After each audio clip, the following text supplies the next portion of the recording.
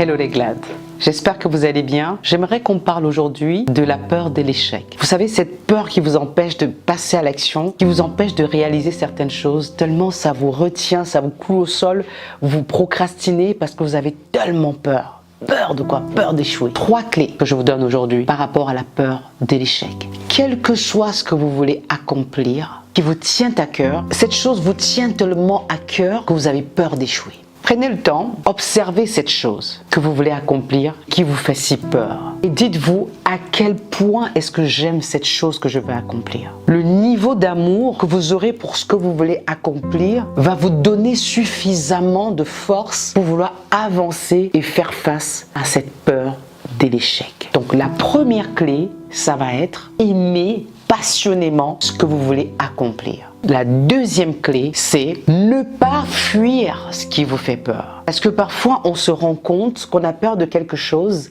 Au lieu d'y faire face, on fait la politique de l'autruche où on se barre parce qu'on se dit non, c'est trop fort pour moi. Non, au lieu de fuir, vous devez y faire face et vous demander qu'est-ce qui me fait peur dans ça en fait? Qu'est-ce qui se passerait si ce qui me fait le plus peur se réalisait? Vous allez vous rendre compte que vous mettez plus de pression qu'autre chose et trouvez les moyens d'apporter les éléments de réponse. Si vous voulez prendre la parole en public, qu'est-ce que la peur vous enseigne? Peur vous enseigne qu'il faut vous préparer pour cette prise de parole en public. La peur vous enseigne qu'il faut pouvoir tester votre discours. La peur vous apprend qu'il faut prendre le temps, quand vous arrivez sur place, de créer une connexion avec l'audience. Au lieu de voir cette peur comme quelque chose de négatif, regardez cette peur avec amour et vous vous dites, qu'est-ce que cette peur m'enseigne? Si vous décidez de prendre la parole en public et qu'arrivez, vous ne trouvez pas de mots, qu'est-ce qui va se passer de grave? La troisième clé, c'est définir un but vers lequel vous allez. La clarté au niveau du but à atteindre. Une fois que vous avez le but qui est clair, vous définissez les différents objectifs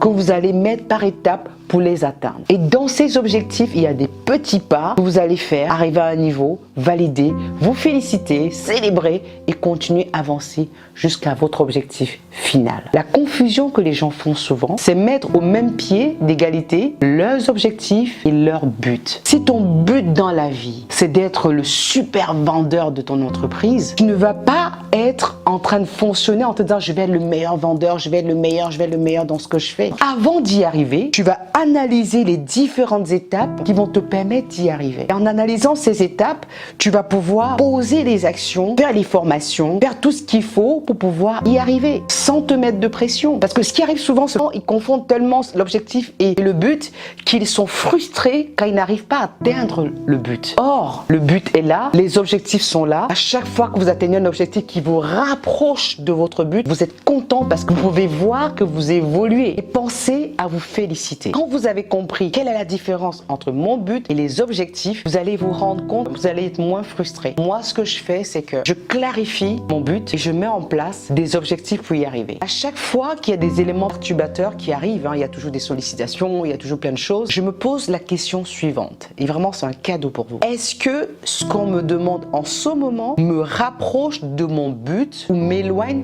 de mon but? Ok?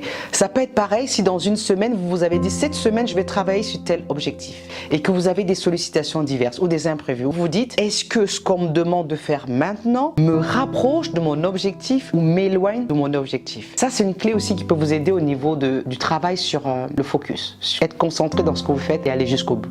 J'espère que ces 3 clés vont vous aider et que vous allez pouvoir les utiliser. Je les résume. La première, aimer ce que vous faites. La deuxième, c'est aimer vos peurs et vraiment l'analyser et trouver le message qui est derrière. Et la troisième, c'est définir un but et mettre des objectifs en petits pas pour les atteindre. J'espère que vous avez apprécié la vidéo. Si c'est le cas, n'oubliez pas de mettre un like. Si vous n'êtes pas abonné, abonnez-vous et je vous dis à très bientôt pour une prochaine vidéo. Ciao!